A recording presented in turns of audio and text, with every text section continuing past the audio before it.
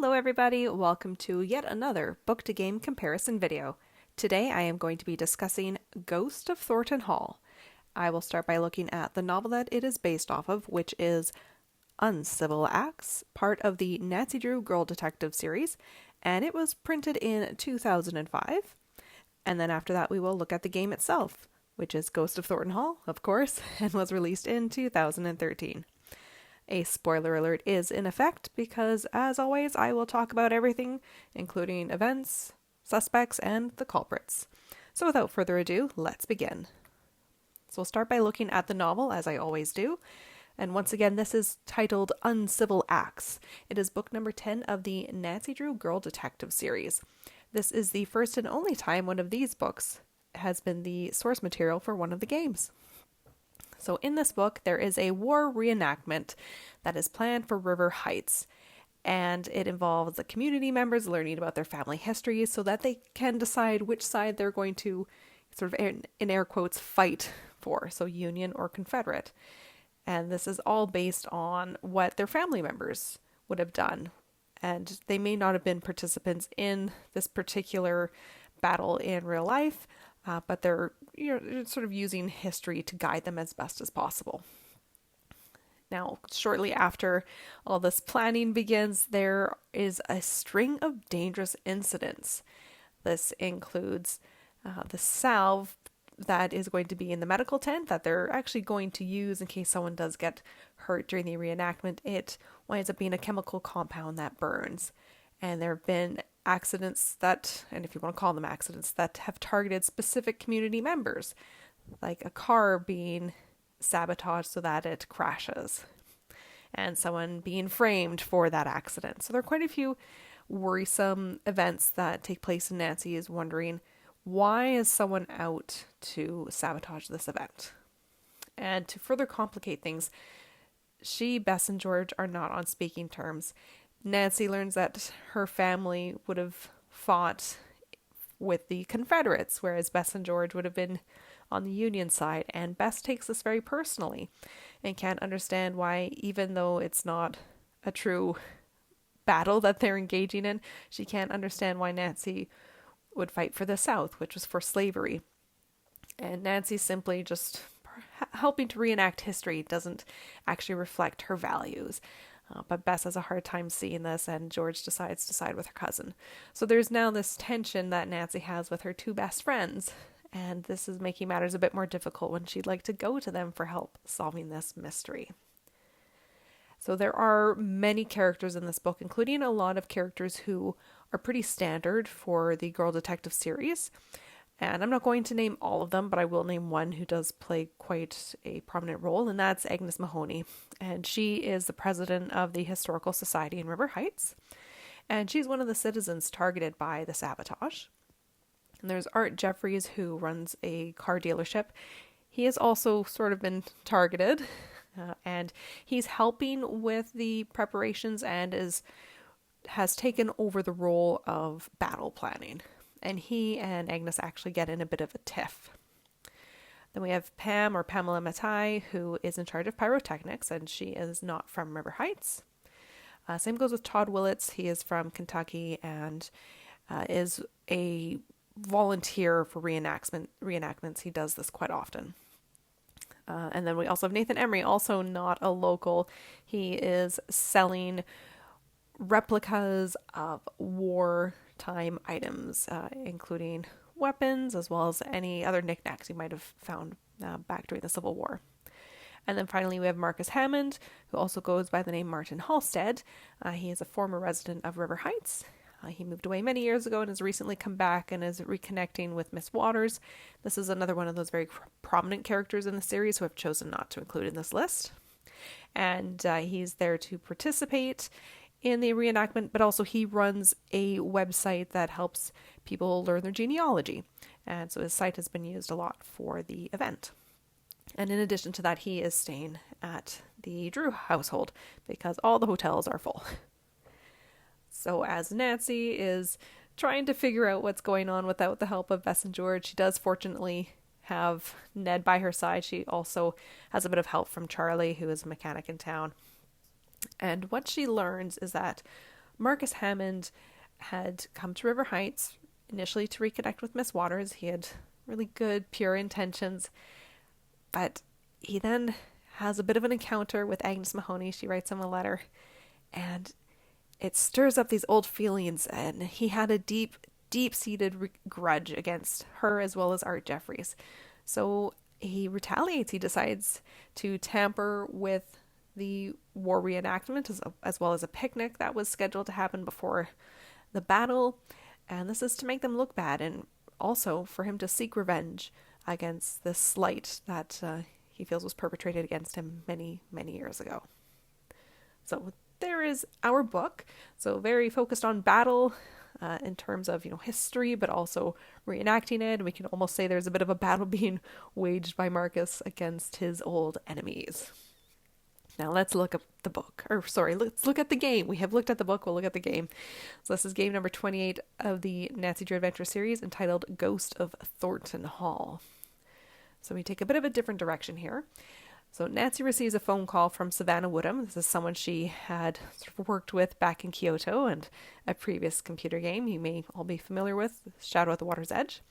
And she's asked Nancy to help with looking for a missing bride-to-be named Jessalyn Thornton. And she's gone missing from Black Rock Island in Georgia. And Savannah was asked to go herself, but for reasons of her own, she chooses not to go, but thinks that Nancy would be a good replacement. So Nancy arrives and learns that the Thornton clan have a very tragic history. There were some pretty horrible deaths that they've suffered, from factory workers to a family member. And this family member named Charlotte, her ghost is said to continue to roam and haunt the property. And Nancy even sees her supposed ghost on occasion, while also experiencing episodes of wooziness and exhaustion and hearing singing. And she has all these sort of very strange things happen, and it sort of really makes her feel like things are very strange at Thornton Hall. So the characters are mostly from the Thornton family. We have Clara Thornton. She is the mom to Jessalyn. And she is found at the house, and she's very steadfast in her belief that Jessalyn wouldn't disappear of her own accord. Then we have Wade, who is a cousin to Clara. He's almost like an outcast. He has very different views from Clara, and he doesn't trust her. But he does. It's not that he believes in Jessalyn, but he trusts her. He sort of views her as the one spark of light in the family. Next, we have Harper Thornton, who is a cousin to both Clara and Wade. She has quite a tragic history. It was her sister, Charlotte, who was killed in a fire, and she's suffered a lot, not just because of witnessing that, but from other trauma with her family. Next, we have Colton Birchfield. He is the fiancé to Jessalyn, and he has his own inner demons that he's struggling with, as well as a relationship that he can't let go of. Then we have Jessalyn herself. So she does make her appearance in the game, and she has some concerns. She doesn't know who in her family she can trust. She's learning a lot about her family just before this wedding, and is also sort of trying to figure out what to do about this wedding. And then finally, just a quick mention again about Savannah Woodham, who has invited Nancy to take her place on Black Rock Island. And so Nancy is seeking out Jessalyn. She's learning all this family history. She's solving all these puzzles, entering locked rooms, seeing ghostly sightings. And then she finds Jessalyn. But she doesn't tell Clara right away, because Jessalyn tells her that she left on her own. She unexpectedly ran into Harper, and she starts to question the truth, the things she's been told from her childhood. And in the end, we learn what truly happened with Charlotte all those years ago, and that Clara was involved. So that is the Ghost of Thornton Hall, sort of briefly told for you there. And now let's move on to the actual comparison. So let's see what has stayed the same and what has been changed between our two mediums. So we'll start with the titles, which are different. So our book again is Uncivil Acts, whereas the game is Ghost of Thornton Hall. Two very different titles. The title for the book sort of suits the book. I'm going to keep calling the book the game and the game the book. The book focuses on the Civil War, and so this title sort of plays on that, calling it Uncivil Acts, and this is because of the uncivilized behavior that is being witnessed throughout the story. And I mean, that could kind of work for the game, but the game takes a very different direction, and its focus is on a missing person and a ghost. So the company chose to call it the Ghost of Thornton Hall, which is suitable for the story that they told in the game. Now, speaking of which, let's look at the storylines. So for the book, it's about a Civil War reenactment that is being marred by sabotage. Pretty straightforward. The game's storyline is that Nancy's looking for Jessalyn Thornton, who has gone missing at the family's decrepit and supposedly haunted property. So there we see our storylines differ greatly. And then even our locations are different. The book takes place in River Heights, whereas the game is set in Georgia on Black Rock Island. So from here, let's look at characters. And we do not have any overlap with our characters between book and game. So I'm going to go through these book characters that I pointed out earlier, and then the game characters. So we'll start with Agnes. She is the president of the River Heights Historical Society, as I noted earlier. She's one of the leaders of this reenactment event, and it's not just a battle reenactment, but there's also a picnic. It's overall a whole celebration and learning about family history. And she knew Marcus Hammond many, many years ago. He had worked for their family, and she wound up siding with Art Jeffries, who I'll talk about in a moment, after an incident all those years ago, and this has sort of led to his grudge against her. And so she winds up being targeted with some of the sabotage and some truly horrible acts. Her car is sabotaged and she winds up in a car crash. So now we'll look to Art, who I just mentioned. So he's the owner of a used car lot. He's sort of leading the Union Army at the reenactment. And he used to be a driver for the Mahonies all those many years ago. And he had an encounter with Marcus Hammond at the time. And again, so there was an argument with them involving Agnes. She sided with him. And that's sort of just briefly touching on their history. And so he's a target also for Marcus at the reenactment. Then we'll look at Pam. So she is supposedly the head of pyrotechnics for this big event. In reality, she's an FBI agent who's been hunting down Marcus because he is involved in internet scams. So this explains why she doesn't seem to understand a lot about pyrotechnics, which a lot of the people sort of question while they're doing all the preparations for the event. That's because she doesn't really know her stuff. It is all an act. Next, we'll look at Todd. He is a self-proclaimed Civil War nut.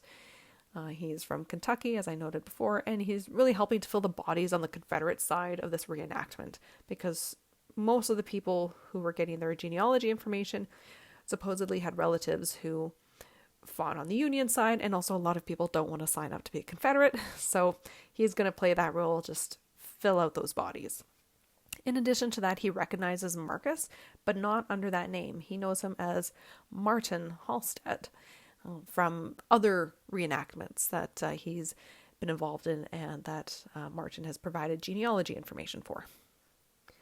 Next, we'll look at Nathan. He sells a bunch of Civil War items or artifacts, things that look like Civil War antiquities but may not actually be. He has a bit of a shady history. And he also recognizes Marcus as Martin. He's been around the circuit of reenactments as well. And he gets a bit of a scolding for selling bullets. And he then sells them out of his car. But he sells them to Marcus, not realizing that Marcus has some really horrible intentions with them. He plans to actually use them in the reenactment. So speaking of Marcus, he's our last one here on the list. He is a former resident of River Heights, and again, his intentions initially were to reconnect with an old flame of his, the librarian Miss Waters, but after getting a letter from Agnes Mahoney, his anger is reunited, and he targets her as well as Art Jeffries, because they did him an injustice many years ago. And he also runs scams, which is why Pam is after him. And yet he has these really horrible plots. He's doing these things that are going to hurt not just his two targets, but other people. And this is really to bring down the whole event, which is going to be sort of shameful for the organizers. Again, are Agnes and Art. So those are our book characters. Now let's look at the game characters. So we'll start with Clara Thornton. She's the mother of the missing bride-to-be, Jessalyn. And she really stands by the family company. She doesn't ever admit to any wrongdoing. She always has an answer for things. And what we learn at the end of the game is that she was responsible for Charlotte's death. It wasn't intentional, but ultimately she is the reason that Charlotte died.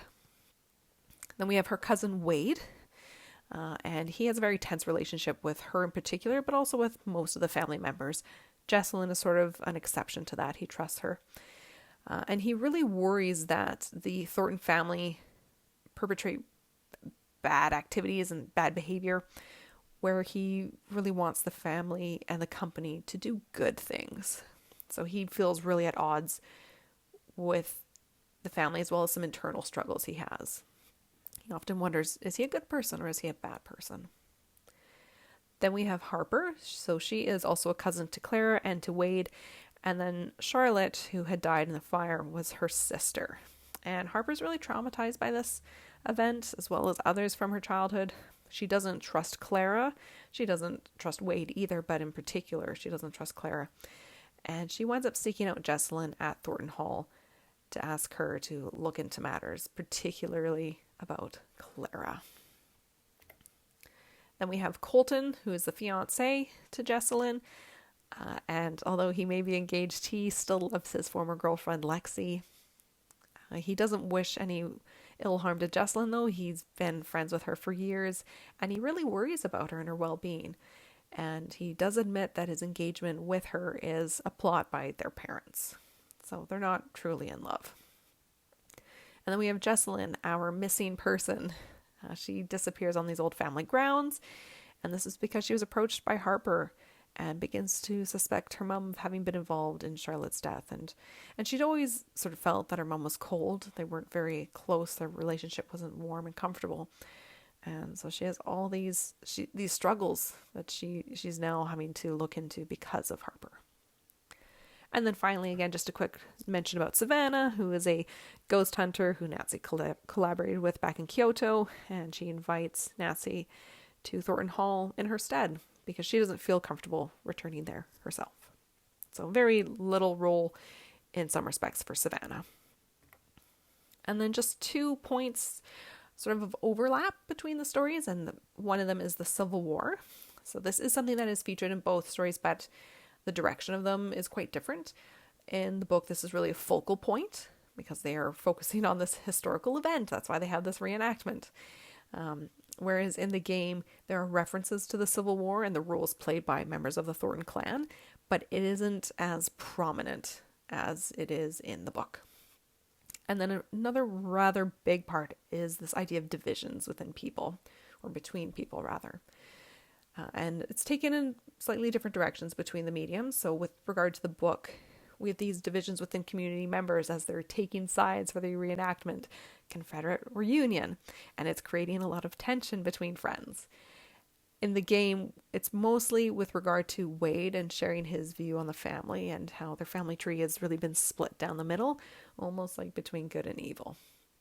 So I thought that was an interesting aspect that we do see in both stories. So a quick conclusion, the 2005 novel and the game from 2013 both feature elements of the Civil War. However, their plots are entirely different. The book's story is about sabotage at a Civil War reenactment, whereas the game's plot relates to a missing bride and a ghost from the past. So 2 very different stories. No characters from the book were taken and incorporated into the game, nor were there any events that overlapped or were carried over. So Her Interactive created an entirely unique story. They didn't even keep the location the same. They moved from River Heights to Georgia. So an entirely unique story created by the Her Interactive team. And the mystery that they created was, to me, an interesting tale. I did find the game quite interesting and compelling. And it was more captivating than the novel. This is also coming from someone who is Canadian, so knows very little about the Civil War because we don't really talk about that in school. And I'm not really into history. But also I just thought that, that story of the Thorntons was quite interesting. What I do want to note, though, is that it would be nice to see a little bit more of the material from the book incorporated into the game. And that can be small things like character names. That doesn't have to be the whole thing, although I really would like to see more games based on and having the same plot as their supposed source material, the books. So there we go. That is my comparison for Ghost of Thornton Hall and its source material, Uncivil Acts. And as we would have noted, this is another case where Her Interactive takes very little from the book to create their computer game. It is mostly their own story, written by their team, taking just a small element from a book, from which they can say that the story is based on. And really, it's very, very, very, very loosely based off of Uncivil Acts, because we have, again, just those two small elements. So the idea of the Civil War, and it is incorporated really well in the game. I think that adds some great family history to Ghost of Thornton Hall. And then, again, that idea of division and how that's incorporated. It's a bit different between the two stories, but it is an important point, I think, for the game as well, about family members sort of being on different sides and being at odds. I don't really have a whole lot to say about this, just because the stories are so different. I like the game. I don't really like the book. I just, again, don't really find it all that interesting, and it's not a series I enjoy. I don't like how these ones are written, which is why, in part, I didn't dive too much into it, and why this is a bit of a quicker comparison video. So yes, I'll leave it there. Two very different stories, and it's always sort of interesting to see what Her Interactive is choosing to incorporate and what they are choosing to leave out. So thank you for watching this comparison video, everyone, and I look forward to catching you all in the next one. Bye-bye!